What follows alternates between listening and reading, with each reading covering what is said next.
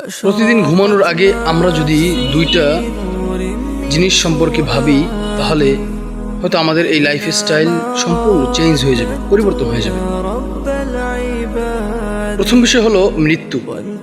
যে আমি যে এই ঘুমিয়ে গেলাম, হয়তো এটাই আমার শেষ ঘুম। আমি ঘুম থেকে জাগ্রত হতেও পারি, নাও হতে পারি।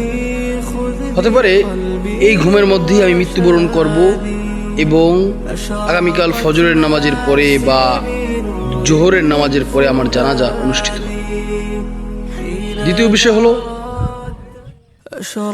আমরা সারাদিন কি কাজ করলাম বা না করলাম, এগুলো নিয়ে ভাবা।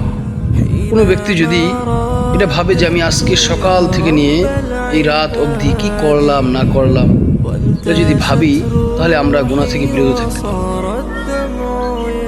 কারণ একজন ব্যক্তি যদি তার আমল নামা নিয়ে ভাবে যে আমি আজকে যদি মারা যাই, আজকে সারাদিনে আমি কি কাজ করছি, যে কাজ নিয়ে মহান আল্লাহর দরবারে উপস্থিত হব, এমন কোনো কাজ কি বা এমন কোনো আমল কি আমার কাছে আছে যা আমি মৃত্যুর পরে আল্লাহর সামনে গিয়ে উপস্থাপন করব?